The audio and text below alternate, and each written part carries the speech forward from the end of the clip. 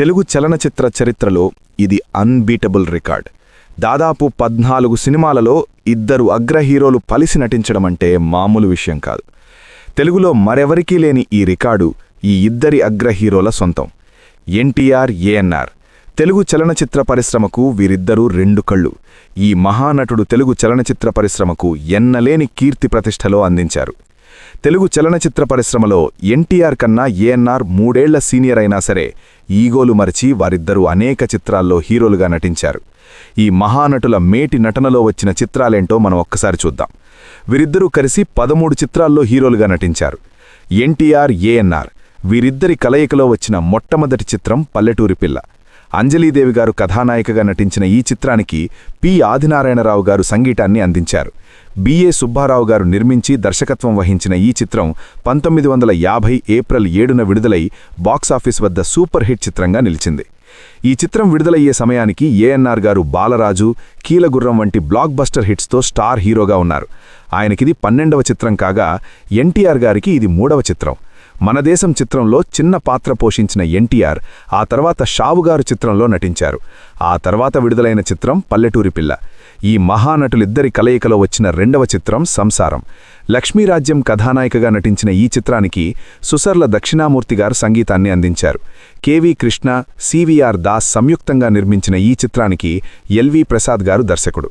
1950 December 29న విడుదలైన ఈ చిత్రం బాక్సాఫీస్ వద్ద భారీ విజయాన్ని సాధించింది. ఎన్టీఆర్ గారికి పల్లెటూరి పిల్ల చిత్రం తర్వాత విడుదలైన 4వ చిత్రం సంసారం. అయితే ఏఎన్ఆర్ గారికి పల్లెటూరి పిల్ల చిత్రం తర్వాత 3 చిత్రాలు విడుదలయ్యాయి. అవి పరమానందయ్య శిష్యులు, స్వప్నసుందరి. ఈ 2 చిత్రాలు కూడా బాక్సాఫీస్ వద్ద పెద్ద ప్రభావాన్ని చూపించలేకపోయాయి. అయితే వీరిద్దరి కలయికలో వచ్చిన సంసారం చిత్రం ఆ రోజుల్లోనే శతదినోత్సవం జరుపుకుంది.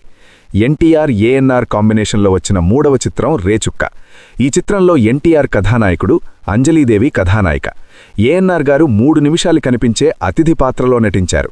అంజలీదేవి ఎన్టీఆర్పై చిత్రీకరించిన సాంగ్లో ఏఎన్ఆర్ ఒక బాటసారిగా కనిపిస్తారు. అంత స్టార్ హీరో అయ్యుండి కూడా ఏఎన్ఆర్ గారు ఈ చిత్రంలో అతిథి పాత్రలో కనిపించడం విశేషం. అశ్వత్థామ సంగీతం అందించిన ఈ చిత్రానికి జి. కృష్ణమూర్తి నిర్మాత కాగా ఈ చిత్రానికి దర్శకుడు పుల్లయ్య. 1954 నవంబర్ 28న విడుదలైన ఈ చిత్రం బాక్సాఫీస్ వద్ద మంచి విజయాన్ని సాధించింది. ఈ దిగ్గజాలు కలిసి నటించిన 4వ చిత్రం పరివర్తన. టి. చలపతిరావు సంగీతం అందించిన ఈ చిత్రానికి సిడి వీరసింహ నిర్మాతగా వ్యవహరించారు. తాతినేని ప్రకాశరావు దర్శకత్వంలో తెరకెక్కిన ఈ చిత్రంలో సావిత్రి గారు కథానాయిక. 1954 సెప్టెంబర్ 1న విడుదలైన ఈ చిత్రం బాక్సాఫీస్ వద్ద మంచి విజయాన్ని సాధించింది. ఈ చిత్రంలోని కథ ఎన్టీఆర్, ఏఎన్ఆర్, సావిత్రి చుట్టూ తిరుగుతుంది.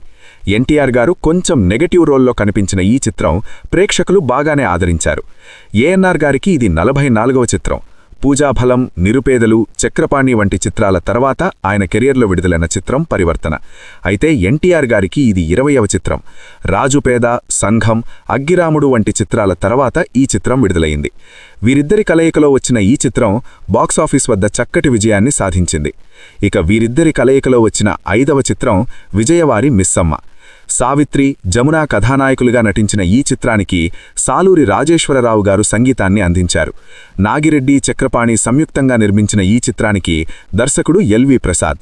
1955 జనవరి 12 సంక్రాంతి కానుకగా విడుదలైన ఈ చిత్రం బాక్సాఫీస్ వద్ద భారీ విజయాన్ని నమోదు చేసుకుంది. ఈ చిత్రంలో మిస్సమ్మగా టైటిల్ రోల్ను సావిత్రి గారు పోషించారు.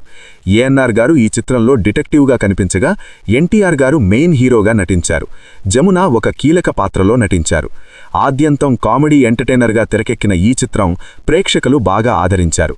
ఈ చిత్రం ఏఎన్ఆర్ గారికి 44వ చిత్రం. ఎన్టీఆర్ గారికి ఇది 22వ చిత్రం.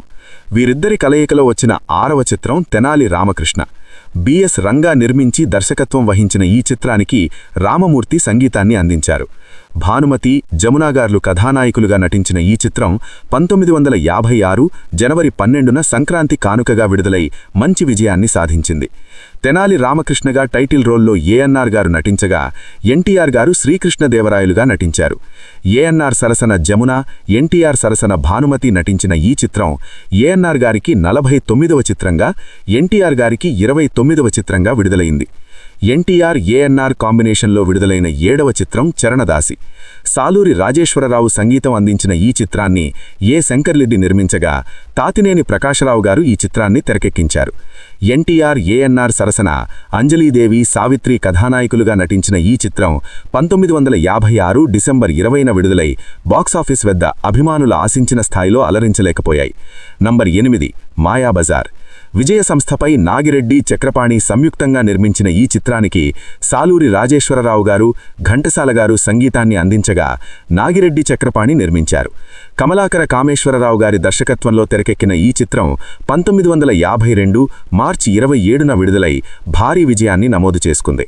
1957లో అద్భుత విజయం సాధించిన ఈ చిత్రం ఇప్పుడు చూసినా చాలా గొప్ప చిత్రంలాగే అనిపించడమే కాదు, మన టాలీవుడ్కే గర్వకారణంగా అనిపిస్తోంది ఈ మాయాబజార్. ఎన్టీఆర్ గారు శ్రీకృష్ణుడిగా, ఏఎన్ఆర్ గారు అభిమన్యుడిగా, సావిత్రి గారు శశిరేఖగా నటించిన ఈ చిత్రంలో ఎస్వి రంగారావు గారు ఘటోత్కచుడి పాత్రలో నటించారు. అద్భుతమైన కథ, ఈ మహానటుల మేటి నటన, మంచి సంగీతం ఇవన్నీ ఈ చిత్రం కళాఖండంగా నిలబడడానికి సహాయపడ్డాయి. తెలుగు చలనచిత్ర పరిశ్రమలో కళాఖండంగా వెలుగొందుతున్న ఈ చిత్రం ఏఎన్ఆర్ గారి కెరీర్లో 57వ చిత్రం కాగా ఎన్టీఆర్ గారికి ఇది 39వ చిత్రం. వీరిద్దరి కలయికలో వచ్చిన 9వ చిత్రం భూకైలాస్. జమున కథానాయికగా నటించిన ఈ చిత్రానికి ఏవి మయ్యప్పన్ నిర్మాత కాగా కె శంకర్ దర్శకత్వం వహించారు. ఆర్ సుదర్శనం, గోవర్ధనం సంగీతం అందించిన ఈ చిత్రం 1958 మార్చి 20న విడుదలై బాక్సాఫీస్ వద్ద మంచి విజయాన్ని సాధించింది. ఏవిఎం వారు నిర్మించిన ఈ భూకైలాస్ చిత్రంలో ఎన్టీఆర్ గారు రావణుడిగా, ఏఎన్ఆర్ గారు నారదుడిగా నటించారు. జమున గారు మండోదరిగా నటించారు. ఈ చిత్రం ఎన్టీఆర్ గారికి 48వ చిత్రం కాగా ఏఎన్ఆర్ గారికి 61వ చిత్రం భూకైలాస్. నంబర్ 11 గుండమ్మ కథ. సావిత్రి, జమున కథానాయకులుగా నటించిన ఈ చిత్రానికి ఘంటసాల గారు సంగీతాన్ని అందించగా నాగిరెడ్డి, చక్రపాణి నిర్మించారు. కమలాకర కామేశ్వరరావు గారి దర్శకత్వంలో తెరకెక్కిన ఈ చిత్రం 1962 జూన్ 7న విడుదలై భారీ విజయాన్ని నమోదు చేసుకుంది. తెలుగులో ఎన్టీఆర్ గారికి ఇది 82వ చిత్రం కాగా ఓవరాల్గా 100వ చిత్రంగా తెరకెక్కిన ఈ గుండమ్మ కథా చిత్రంలో ఎన్టీఆర్, ఏఎన్ఆర్ అన్నదమ్ములుగా నటించారు. ఎన్టీఆర్ గారి సరసన సావిత్రి గారు, ఏఎన్ఆర్ గారి సరసన జమున గారు కథానాయకులుగా నటించారు. ఎన్టీఆర్, ఏఎన్ఆర్ తండ్రిగా ఎస్వి రంగారావు గారు కీలక పాత్రలో నటించగా టైటిల్ రోల్లో సూర్యకాంతం గారు నటించారు. ఘంటసాల గారు ఈ చిత్రానికి అందించిన సంగీతం ఈ చిత్రాన్ని మరో స్థాయికి తీసుకెళ్లింది. ఓవరాల్గా ఏఎన్ఆర్ గారి కెరీర్లో ఇది 98వ చిత్రం. నంబర్ 11 శ్రీకృష్ణార్జున యుద్ధం. కెవి రెడ్డి గారు నిర్మించి దర్శకత్వం వహించిన ఈ చిత్రానికి పెండ్యాల నాగేశ్వరరావు గారు సంగీతాన్ని అందించారు. భానుమతి, జమునాగార్లు కథానాయకులుగా నటించిన ఈ చిత్రం 1963 జనవరి 9న సంక్రాంతి కానుకగా విడుదలై బాక్సాఫీస్ వద్ద సూపర్ హిట్ చిత్రంగా నిలిచింది. ఏఎన్ఆర్ గారు అర్జునుడిగా, ఎన్టీఆర్ గారు శ్రీకృష్ణుడిగా నటించిన ఈ చిత్రానికి బి సరోజ, ఎస్ వరలక్ష్మి, శ్రీరంజని కథానాయకులుగా నటించారు. ఈ చిత్రం విడుదలైన తర్వాత ఈ ఇద్దరు అగ్ర కథానాయకుల మధ్య మనస్పర్ధలు రావడంతో దాదాపు 14 ఏళ్ల వరకు వీరిద్దరూ కలిసి నటించిన చిత్రం ఏదీ విడుదల కాలేదు. నెంబర్ 12 చాణక్య చంద్రగుప్త. దాదాపు 14 ఏళ్ల తర్వాత ఎన్టీఆర్, ఏఎన్ఆర్ కలయికలో వచ్చిన చిత్రం చాణక్య చంద్రగుప్త.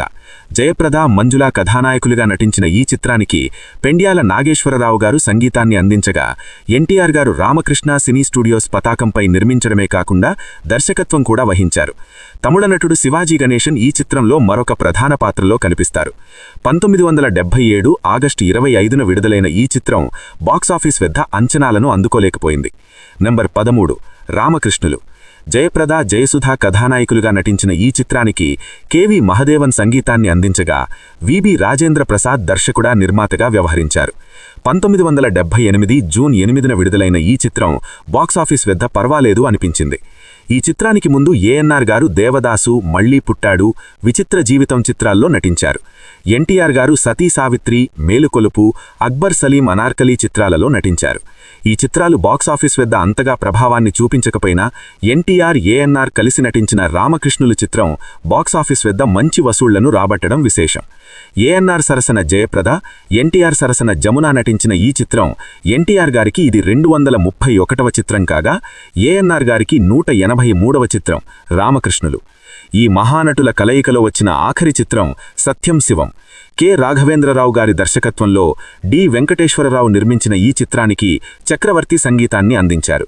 శ్రీదేవి, రథి కథానాయకులుగా నటించిన ఈ చిత్రం 1981 మే 28న ఎన్టీఆర్ గారి పుట్టినరోజు కానుకగా విడుదలైన చిత్రం బాక్సాఫీస్ వద్ద మంచి విజయాన్ని సాధించింది. బాలీవుడ్లో విడుదలైన సుహాగ్ చిత్రానికి రీమేక్గా తెరకెక్కిన ఈ చిత్రంలో ఎన్టీఆర్ సరసన శ్రీదేవి, ఏఎన్ఆర్ సరసన రథి అగ్నిహోత్రి నటించారు. ఎన్టీఆర్ గారు కె రాఘవేంద్రరావు గారితో చేసిన 9వ చిత్రం సత్యం శివం. అంతేకాదు, ఎన్టీఆర్ శ్రీదేవి కాంబినేషన్లో వచ్చిన 6వ చిత్రం సత్యం శివం. ఎన్టీఆర్ గారికి ఇది 258వ చిత్రం. ఏఎన్ఆర్ గారి కెరీర్లో 195వ చిత్రం. ఇవి ఆ మహానటుల కలయికలో వచ్చిన చిత్రాలు. టాలీవుడ్లో ఇద్దరు అగ్ర కథానాయకులు, మల్టీస్టారర్స్ ఇన్ని చిత్రాలు చేయడం ఇండస్ట్రీ రికార్డ్ అని చెప్పాలి. వీరిద్దరి కాంబినేషన్లో మొత్తం 13 చిత్రాలు హీరోలుగా నటించగా ఒక చిత్రంలో ఎన్టీఆర్ గారి అతిథి పాత్రలో నటించారు. ఈ వీడియో మీకు నచ్చుతుందని ఆశిస్తూ ఈ వీడియోకి ఒక లైక్ చేయండి, షేర్ చేయండి, మా ఛానల్ని సబ్స్క్రైబ్ చేసి పక్కనే ఉన్న బెల్ ఐకాన్ని ప్రెస్ చేయండి. మా ఛానల్లో వీడియో చూసిన ప్రతి ఒక్కరికి కూడా పేరు పేరున ధన్యవాదాలు చెప్పుకుంటున్నాను.